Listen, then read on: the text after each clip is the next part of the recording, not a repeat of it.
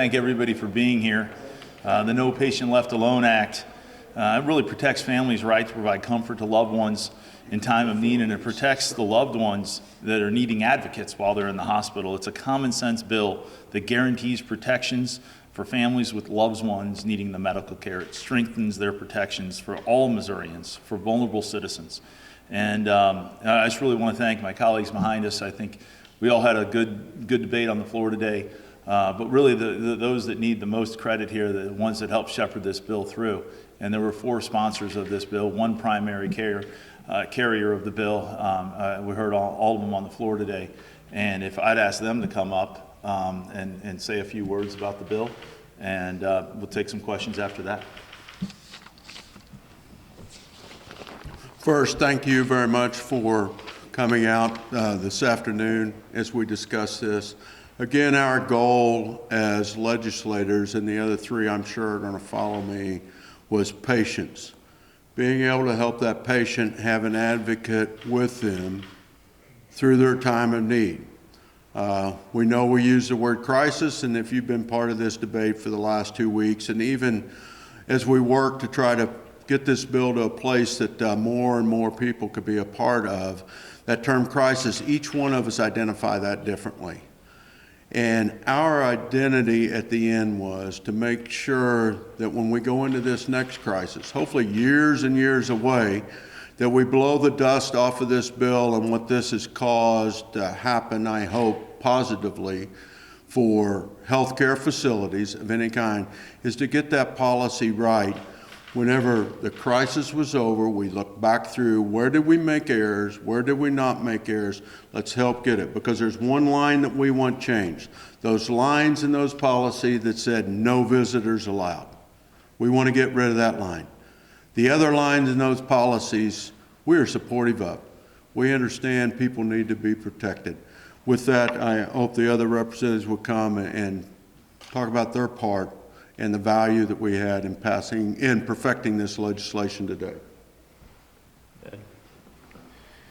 Representative Ed Lewis, and I want to thank the leadership for both the speaker and the floor leader for helping us with this bill, and for Rusty being the carrier for it. But this is about having an advocate at all times. No one should be left alone without someone to advocate for them, to be that person who translates for them, for hears, what that loved one is saying, who maybe all they need is just to hold their hand, but they need to have somebody there that's going to be able to provide for them, look out for them every time, and that's what this bill does. We got enough safeguards in there to protect, the institutions and the other people in the hospital, but to me, that's the importance of this bill, and I'm really thankful for the leadership, and we hope that the Senate moves on this and moves it through after we finish with it here. So with that, I'll turn it over to Mitch. Yes, Representative Mitch Boggs, represent Lawrence County, and this is something that is a hot topic. I know when I came to this building, people would ask me what I intended to work on. And you always come with the mindset of different things that are important to you. But when you come to this building, you find out that people will let you know what is important. This has been a very important issue. It's been ongoing for quite some time. And I'm going to echo thank you, leadership, and all the staff and everyone that has taken part. I want to thank Mr. Representative Black for the hard work that he's put into this, and including each and every one of the bill holders. He's done a great job at rallying around meetings, even up until the last hour. And so this is very important, and I ask the Senate to take this serious. This is something that affects each and every one of us, each and one of us have a story that we don't have time for. So I want to thank you, but let you know that this is even personal in my life. So it's very important to be able to go home and let my family know that we've done our very best to make it possible for them to be with their loved ones. We talk a lot about older adults, but I want to say that we had our own experience with a very young child that only was able to have one parent was crying mama. So it is my honor to be able to go home and say, I've done my part. Thank you. I'm Representative Seitz from the 156th District, that's Branson and Hollister. This is a fulfillment of a campaign promise. I campaigned on the twin pillars of liberty and freedom. This provides liberty to patients in the hospital to take charge once again of their own health care and allow them to have loved ones in both the hospital and long-term care facilities. It's a bill about freedom. I appreciate the other sponsors of the bill and the speaker and the floor leader working with us. It's a good bill, but this is just the beginning. Thank you.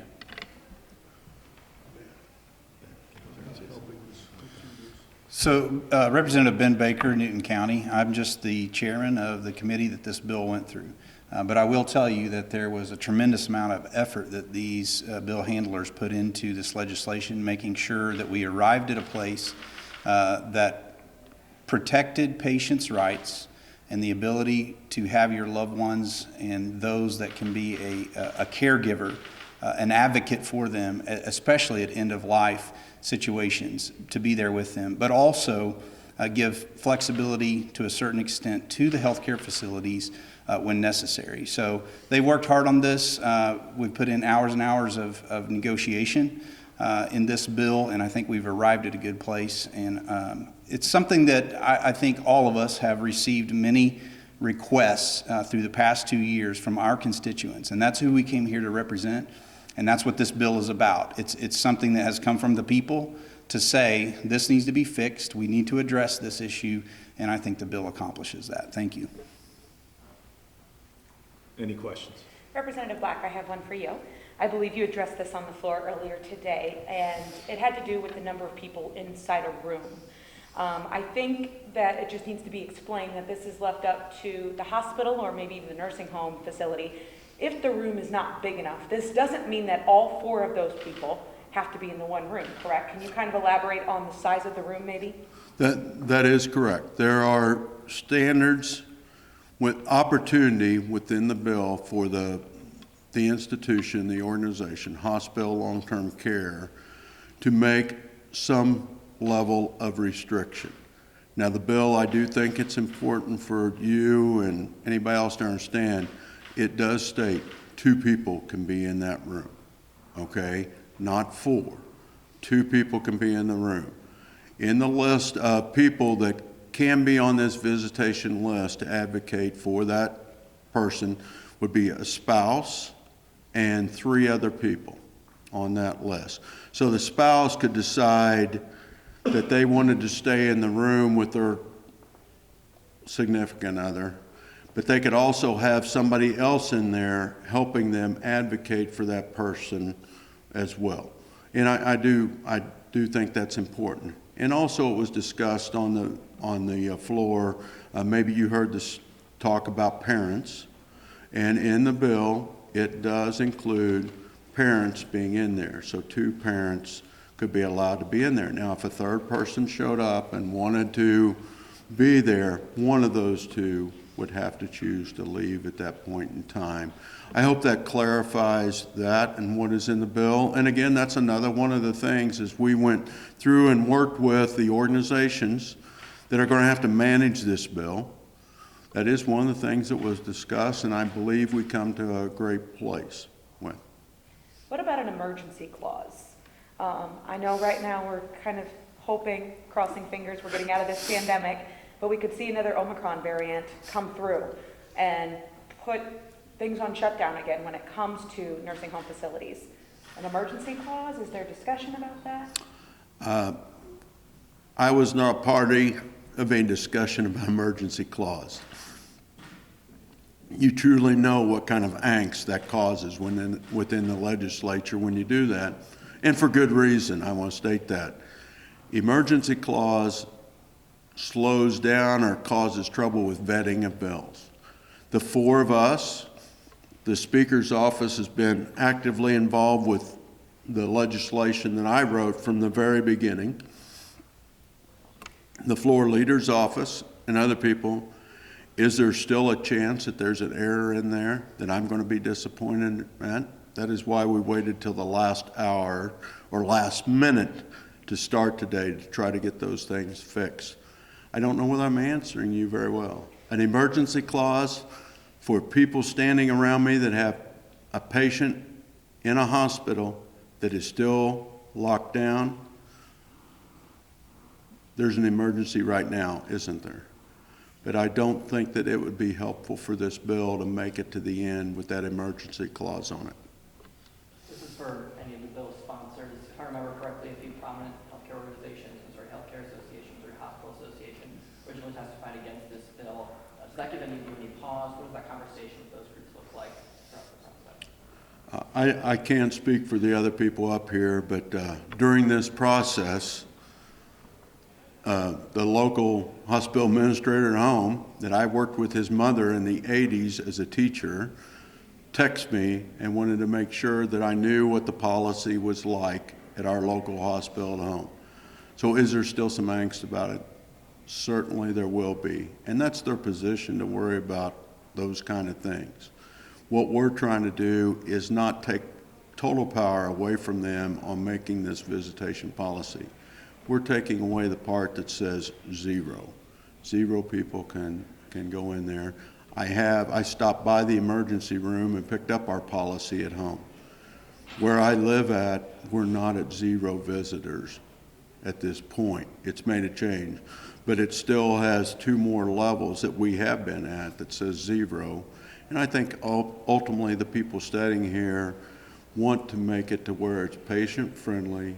Somebody can be in that room advocating, and most of us have been at a point where we know we need help advocating. So, I know this bill, you said you don't want it to be 0. Why 4 then? Why not maybe do the 2 that would be in a room? Why allow that particular number of visitors? Somebody else want to answer that? I'm going to do it real quick. Real quick. Because for extended stay, individuals that probably most of us have been around, and when I say extended stay, I don't say for 2 days. I say somebody's going to have to be in the hospital 7 days. I have a family member in 11 days. That too causes a crisis also. 2 people in a room with a rotation of 4 people, I don't think is too much to ask. One more question. Do you believe any part of this bill would put Medicaid funds, federal funds at risk? There was some discussion of that at some point. I think working with nursing homes at home, and I started doing that when I was first elected, and there were things that they wanted to discuss about CMS. I don't know, sir, whether you've looked at the book. I had a student at home that now is an administrator print me out all the paperwork dealing with CMS and extended care. It was 3 3-ring binder notebooks. Can I tell you after those 3 3-ring binder notebooks that we might maybe possibly jeopardize something? That goes back, should there be an emergency clause? Let's figure that out. I don't know if that's a good answer, but my goodness, when you're dealing with government, we're crosswise all the time. Let me answer your previous question, because I think it's important to realize that... Sure. Let me answer that previous question, because I think it's important to realize that we were elected by individual citizens, not business, not big corporations, but we represent, through this bill, individual citizens and their right to advocate and be there with their loved ones, both in the hospital and long-term care facilities. This is a bill about individuals and people, not special interests, though we worked well with various groups to craft this legislation, and I expect it to sail through the Senate. Real quick, you're the floor leader. Will it be up for a vote on Thursday?